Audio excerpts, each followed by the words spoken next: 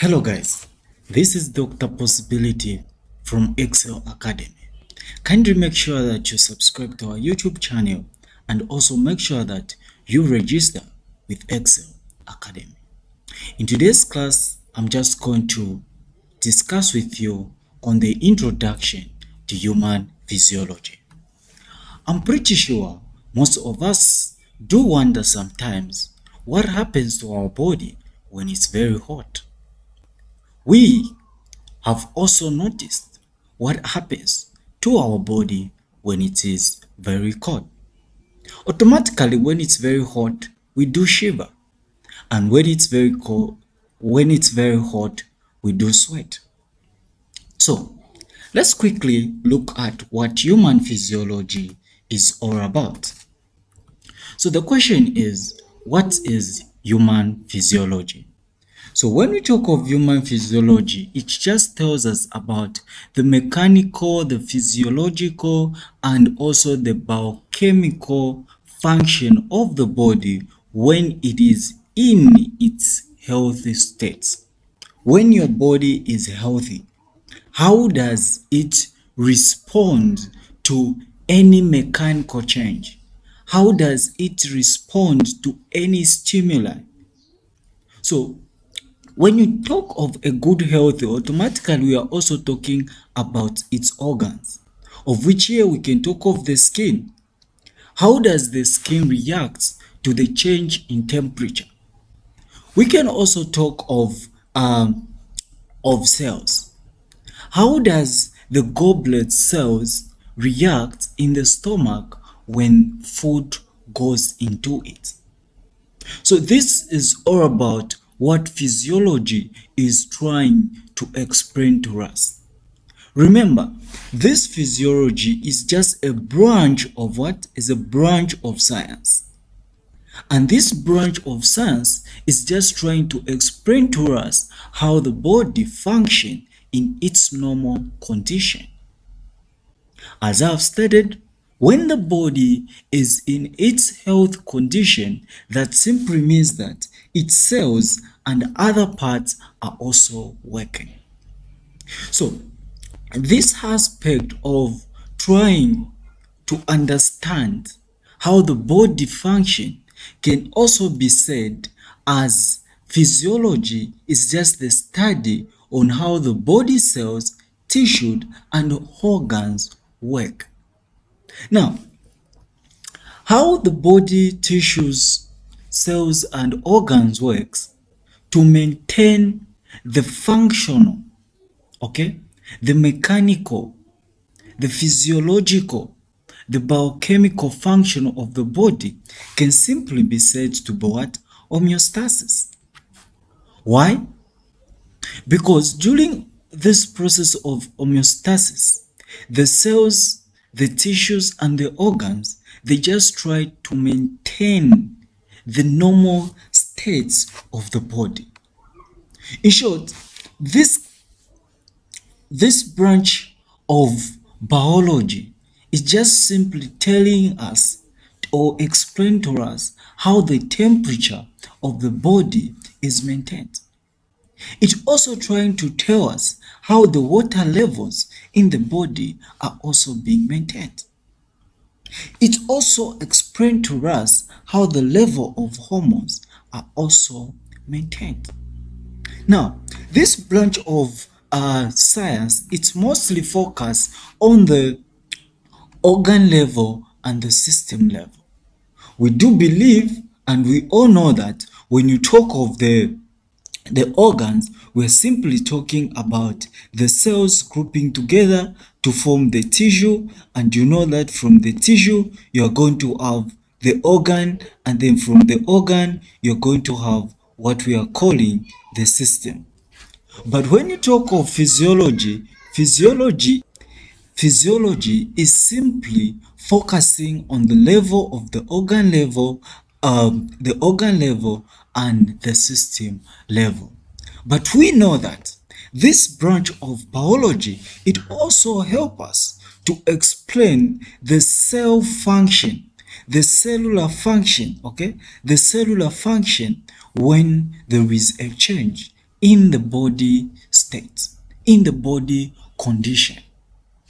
All right, so let's quickly move on and go on to the next page, which I'm going to explain what homeostasis is. Remember, in my previous slide, I have stated that physiology just tries to explain the process of homeostasis.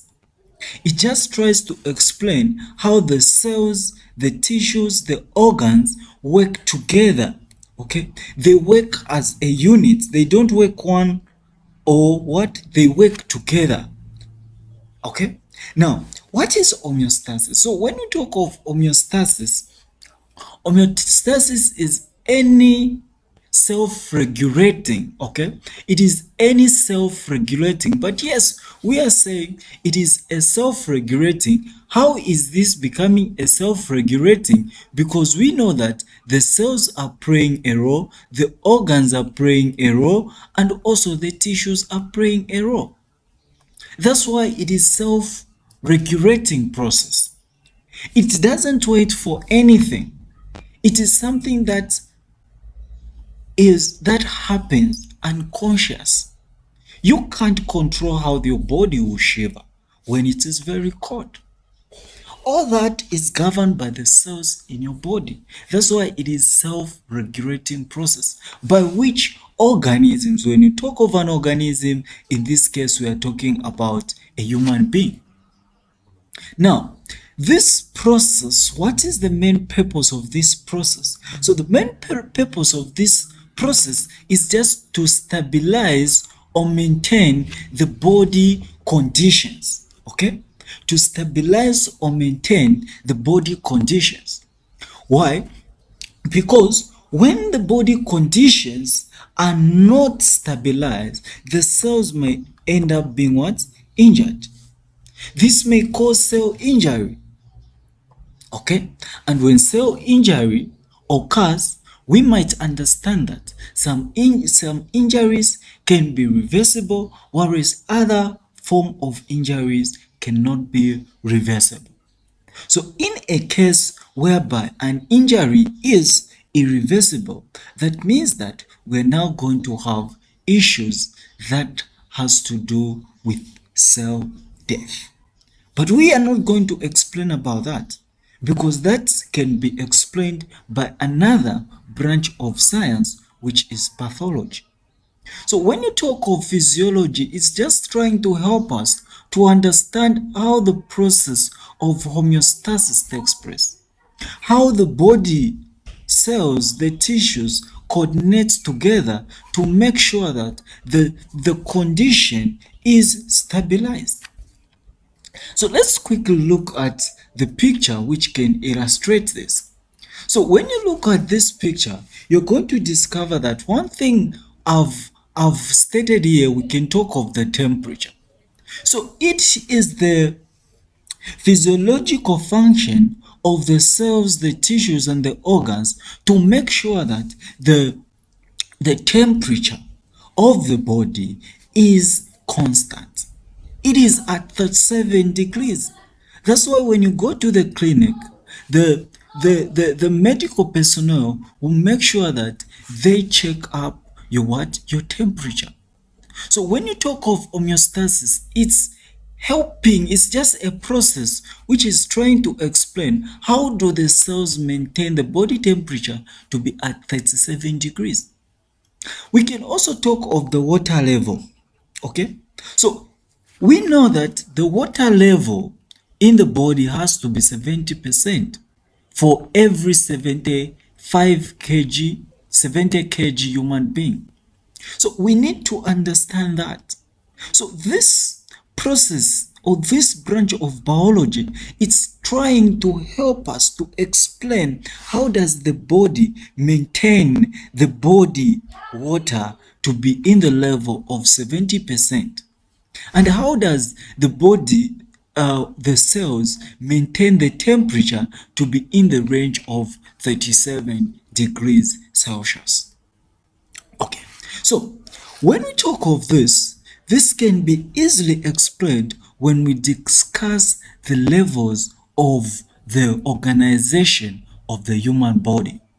I'm sure I've already explained this. So let's quickly look at the levels of the human body. So the body has the first level, which is the cellular level. So we have the cellular level. When you talk of the cellular level, we can talk of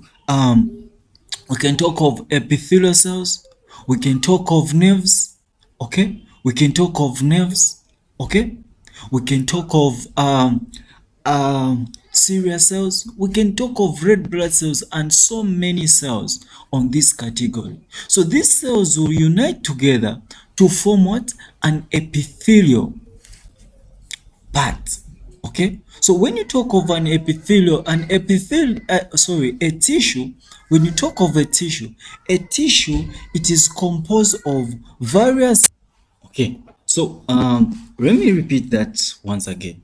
So one thing we need to understand is that the basic, okay, the basic unit in the human body is the cell. Quite all right, we know about the atoms, the organelles, and other stuffs. But basically, when you talk of physiology, we are focusing much on the base, on the what? On the cellular, tissue, organ, and organ system. So these cells work together to make a what? A tissue. And these tissues again, they're going to group to make what? An organ. And these organs will group to make a what? A system. Okay, let me try to show you some of the examples of cells. So if you look at my cell here, this should be a muscle cell. This should be a muscle cell. So this muscle cell is going to unite with other muscles, or this muscle cell is going to unite with other muscle cells to make a what? A muscle tissue. Okay, so we know that it is from a cell, these cells which are going to group up, which are going to unite to form what we are calling the what? The tissue. So these tissues will again team up to form what we are calling what? An organ. Okay, so when you talk of an organ, an example of an organ we can talk about, this can be the stomach. Okay, this can be a stomach. So these organs will cooperate with other organs like the lungs. You can talk about the lungs, okay? You can talk about the small intestines or other organs. So these organs unite together to form what we are calling the what? The organ system. Like a human body has the organ system, okay? It has different system. You can talk of the respiratory system, you can talk of the digestive system, you can talk of the muscle system, skeletal system, a lot of systems, they come together, okay?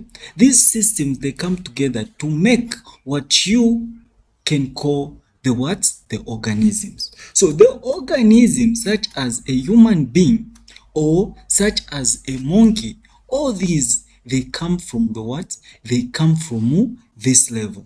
Okay, so let me quickly explain something. So let's talk of the definitions of each of the levels of the human body. So I'll start with what is a cell. So when you talk of a cell, like I said, it is the basic unit. Okay, it is the basic unit. This means that anything, any physiological, any mechanical, any biochemical reaction that you see or that you observe the body doing is governed by the cells, because they are forming the basic. It's more like a house. A house needs to have a foundation. So when you talk of a house, the foundation, that is the cell. So the cell, they form the what? The basic. In short, they form the building. Okay, they are the building blocks of the human body. They are the what? They are the building blocks, meaning the existence of a human body is as a result of the cells. They are the building, and these guys, they exist individually. You have like I said, we have nerve cells, okay, you can talk of nerve cells, you can talk of muscle cells, okay? You can talk of goblet cells, the goblets, okay?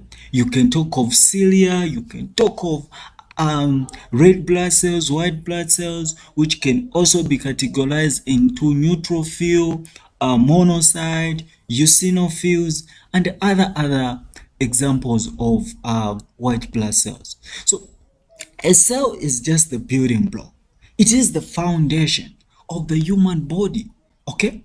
It is the foundation of the human body. The human body cannot exist without a cell. The human body cannot work without a cell. That's why a cell is the building block. Now, these cells, they come together. These cells, they come together, okay? When they come together, they're going to form what we are calling a tissue. They come together with a similar purpose to make up a what? A tissue. So, with us knowing what has come out of the cell, we also need to know what is a tissue. So when we talk of a tissue, we have a tissue. We have the cells. We have cell plus cell, okay? It's equal to what? A tissue. We have this tissue.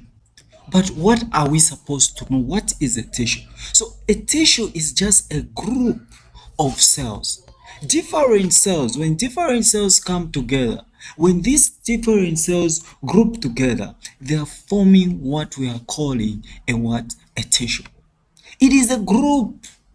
It's just a group of what? Of cells. A group. For example, a group of health students. We can talk about pharmacists. We can talk about medical students. We can talk about biochem. Those are related to a group. Different cells, different programs coming together to make up the what? The health sector, okay, of every country. So same applies with a tissue. A tissue is just a group, okay, a group of cells with a similar structure. So since these cells have a similar structure, they surely have a what? A similar function. A similar function. They come together, they unite to form a tissue. Now, a group of tissue is going to form what we are calling an organ. A group of tissue will come together to form what we are calling a what? An organ. For example, the stomach has the stomach. When you talk of the stomach is an organ. This same stomach, it is having epithelial tissue. Okay, this you can understand it in anatomy. It's having the epithelial tissue. This same stomach, it is having the nerves. Okay, it is having the nerves, which are helping for the body to detect that there is food in the stomach. There is no food in the stomach. Okay, when you talk of this same stomach, it is having the muscle cell, the muscle tissue. Okay, all this is because the tissues have come together to form this organ. This is an organ. Okay, the stomach is an organ. So I said a cell, two or more cells come together to form a tissue. Two or more tissues come together to form an organ. Now, different organs will come together to form what we are calling a system. For example, you can talk of the mouth, okay? We can talk of the mouth. We can talk of the stomach, okay? You can talk of the small intestines. You can talk of the rectum. You can talk of so many organs in the body. And these organs, for example, these three organs and other organs, they are forming the GIT. Okay, the gastrointestinal tract. So these guys are forming a system in the body, which is the digestive system. It is different organs coming together. So from the organ forming the system, we are now going to have an organism who is you, a human body, a human person. When you talk of the organism we are talking about here, it is just the what? The human. So we the human, we the people, this person, this possibility in me, it is not just a possibility, it is someone who started or who was created from the cell. Okay, this body of mine, it started as a cell. Okay, from cell it went to tissue. Okay, to tissue, from tissue it went to organ. Okay, from organ it went to what? It went to system. Okay, it went to system, and then from system we are now going to have the organism who is myself. Let me illustrate this using the picture form. So when you talk of the picture form, this is an example. So you can talk of living cells. These are living cells. Any cell you can talk about. These living cells, they come together to form a tissue, which is this tissue. This tissue, different tissues, okay, different cells, they come together to form a tissue. These tissues, they come together to form an organ, which is the stomach, okay, which is the stomach. And then these different organs, so here we are not talking about the stomach, we can talk about the small intestines. Okay, we can talk about the large intestine, we can talk about the liver, we can talk about the esophagus. These different organs, we can talk about this as the large intestine, the green one, the orange one to be the small intestine. We can talk about the stomach, we can talk about the liver, we can talk about the pancreas, which is behind there. You can talk of the esophagus, which is this one here, and the mouth there. They are coming together to form the digestive system. Different organs, not one organ. Then when you talk of this human being, this system, you can talk of the circulatory system, you can talk of the respiratory system, you can talk of the digestive system, you can talk of the muscle system, the skeletal system. All these guys, they come together to form what we are calling the human body, which is myself there. All right, so with that being said, what are we supposed to know? With that being said, what are we supposed to know? So I'll give another good example of mine.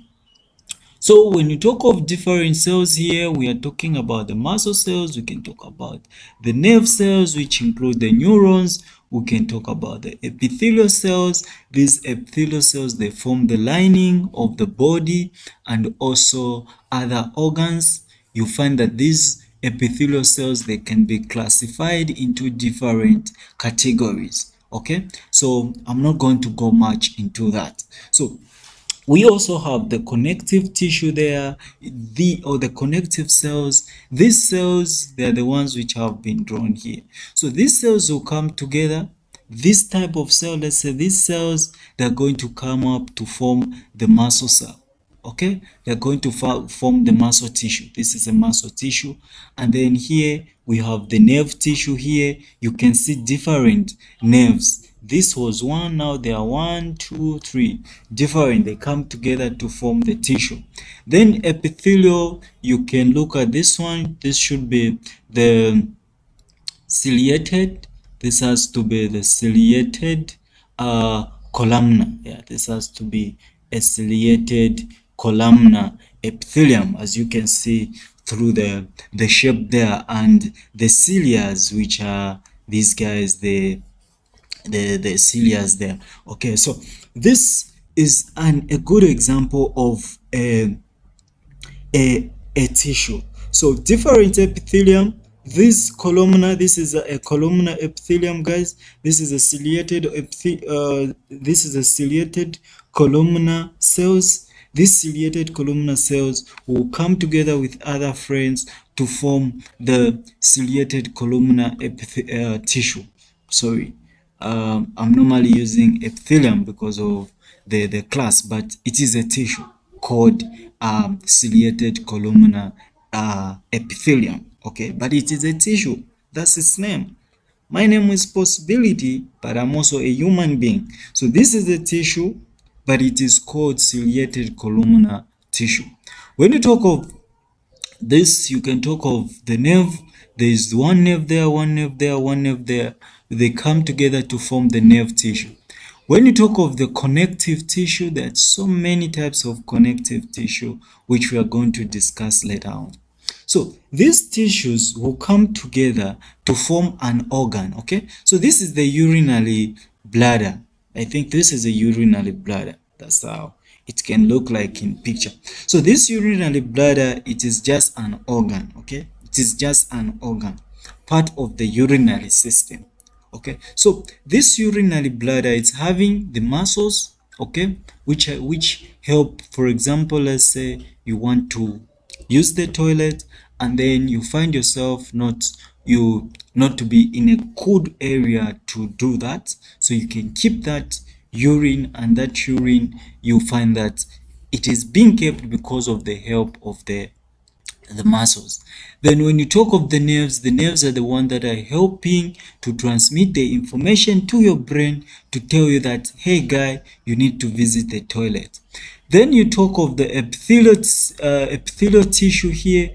It is just helping this urinary bladder not to be affected. By the way, let me make a clarity on this. So this guy I've said is ciliated columnar tissue, isn't it?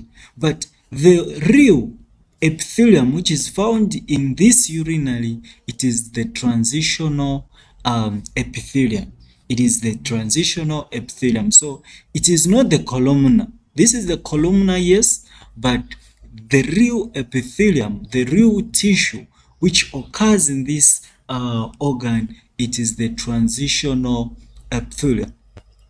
Then connective tissue are also helping in that. So this tissue, which is the urinary bladder, which is here with the help of the ureter, connected to the kidney, which is also another organ. When they come together, they're just simply forming the system, which is the urinary system. As you can see, my friend there is just an organism, but in this case, you can put any human being you want here. It can be me, myself, or yourself. All right. So with that being said, ladies and gentlemen, let me continue my explanation. In this case, let me go back and explain a bit about homeostasis. So one thing we need to understand is what is homeo. Okay, so homeostasis is just a word which is divided into two groups. We have the homeo, which is this part, and also we have the stasis. So homeo means same. Okay, homeo means same. Homeo. Okay, when you talk of homeo, means what? Same. For example, making sure that the temperature is the same, making sure that the body the water levels in the body are the same. That's all about homeo, what it means in this case. Stasis, when you talk of stasis, stasis, it can also talk of stabilizing. Okay, you can talk of stabilize, stable. Okay, you can talk of stable, you can talk of standing, you can talk of anything. So this makes homeostasis to be described as the process by which the body keeps the internal environment constant. Okay, it makes sure that the internal environment is constant, starting from the cellular level, starting up to the tissue level, the organ level, the system level, and up to you as an organism. So in short, this process is just helps to allow the body to remain in a good stable state. It just helps the body to remain in a very good, stable state. This is the reason why your body reacts when there is any pathogen that has entered your body, when you drink too much water, when there is sunlight, when it is very cold, your body will react because of this same process called homeostasis. Okay. Now, any self-regulating process and activity that help to maintain homeostasis is called the what? Homeostatic mechanism. So any process, you can talk of shivering, you can talk of sweating, and any self-regulating. Shivering is self-regulating, sweating is self-regulating. Any of them which helps the process of homeostasis to take place, it's called homeostatic what? Mechanism. Okay. Now, under normal condition, homeostasis is maintained by one, the adaptive maintained by the I think all right. So under any normal circumstances, the process of homeostasis is maintained by adaptive mechanism. It is maintained by adaptive mechanism. This adaptive mechanism, it is helped by the brain, which plays a major role there. You know, the brain, it will send some information, and it is also held by the chemical substances, which are just the hormones. All right, so hormones in relation to the brain, they helps to keep the body temperature constant through the process of homeostasis, and the mechanism is just the adaptive mechanism. So when you talk of some of the so with that being said, let's quickly look at some processes that need the process of homeostasis to take place. So when you talk of some processes, we can talk of processes like temperature maintenance, we can talk of processes like blood pressure, you can talk of processes like breathing and the heart rate. So those are just some of the few processes that we can discuss, which can be maintained by the help of the process of homeostasis. So like I have said, when we simply talk of homeostasis, it can be viewed as just a process which deals with balancing the chemical processes in the body, balancing the body temperature, balancing different processes. So let's quickly look at the homeostatic components. So when you talk of the homeostatic components, we are simply talking about what makes up this process of homeostasis. What makes up this process of homeostasis? So the first thing that we can talk about is the homeostatic control system. In everything, there should be a system that controls a certain process. So in this case, when you talk of one of the homeostatic components, one of them, it is the what? The homeostatic control system. Okay?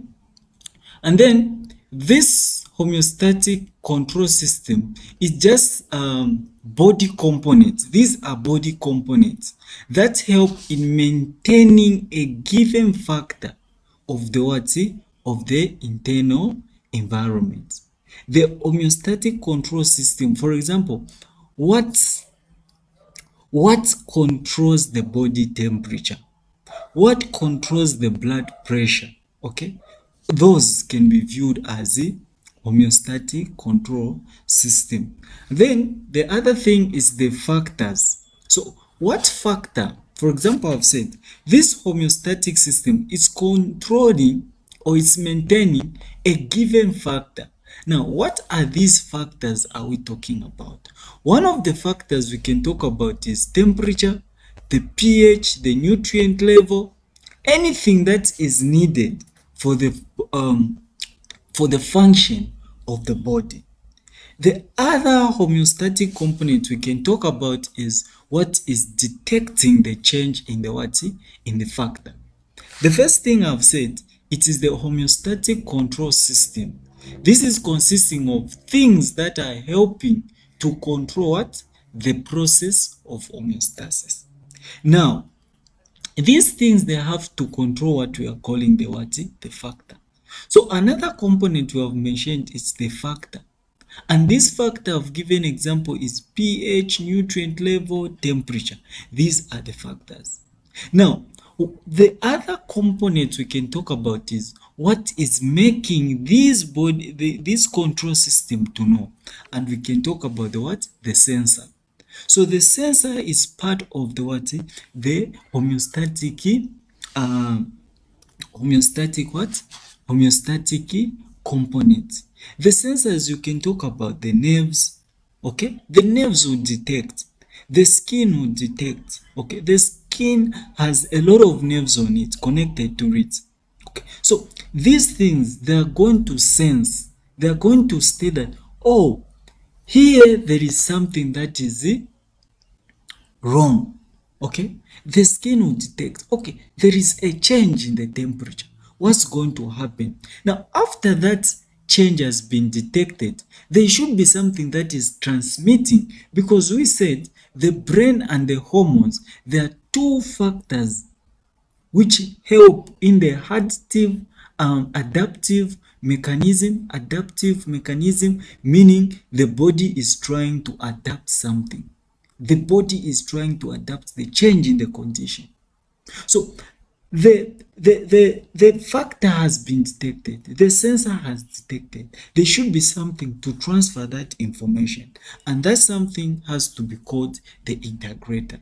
So the integrator will receive the information. So when it receives the sensory information from the sensor, it will bring that information together and it will decide how to respond.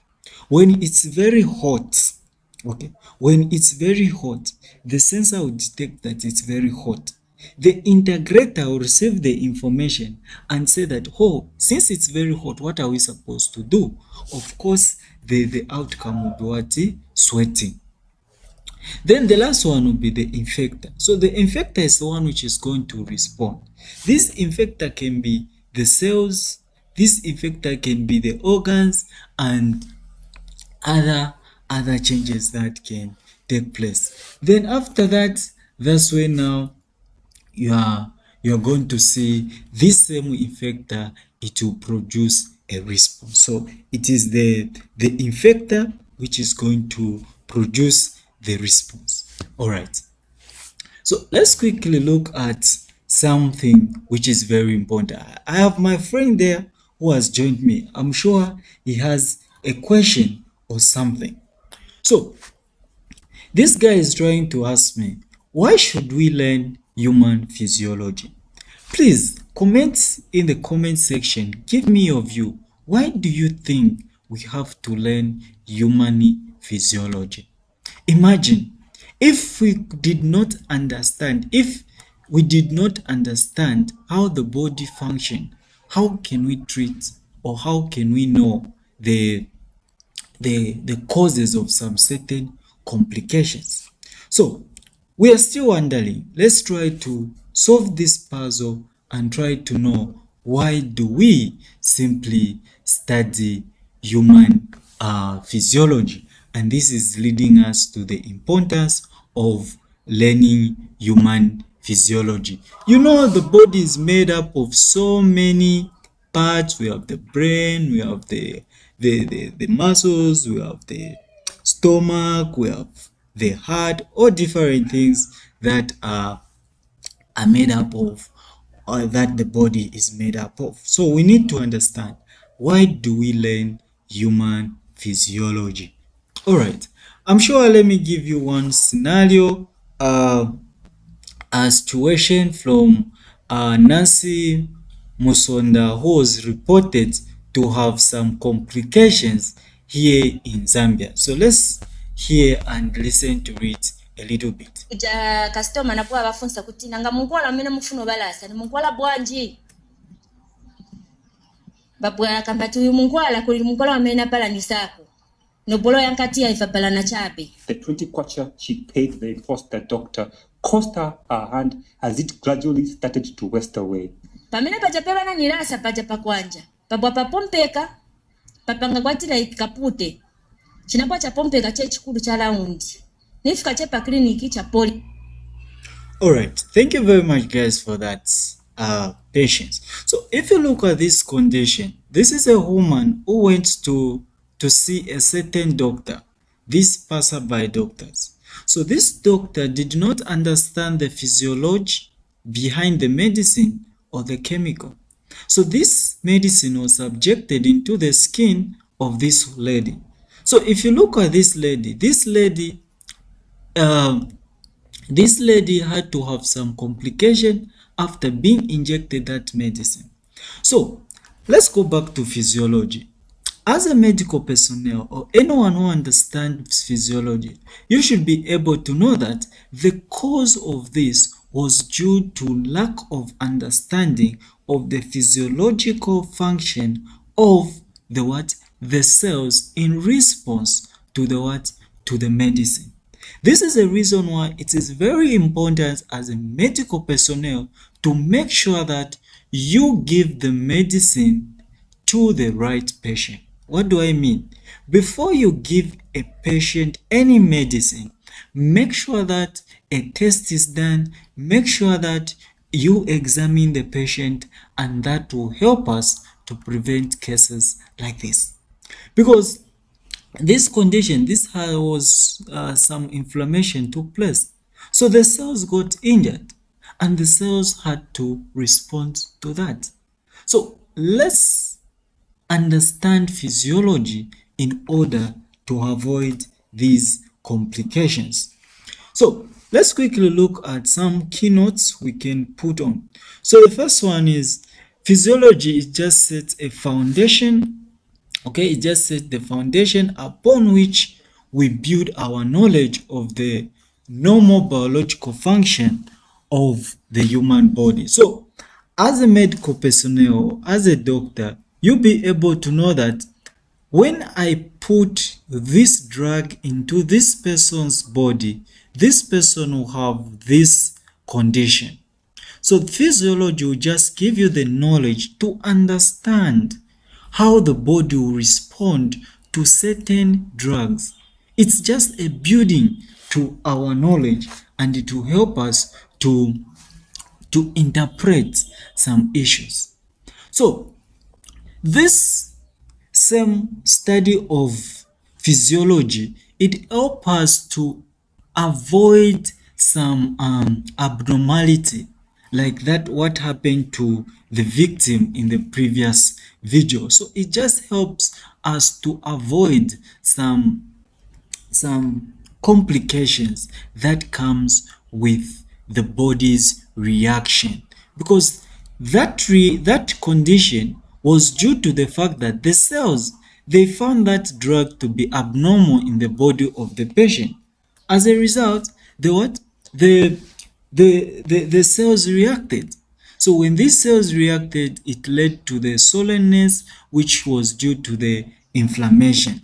So it's very important for us to understand physiology, because it helps us to know some complications that comes with the body's response to some changes.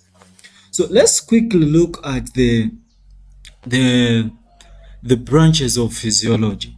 So physiology, it can be classified into the cell physiology, the system physiology, and the defense physiology.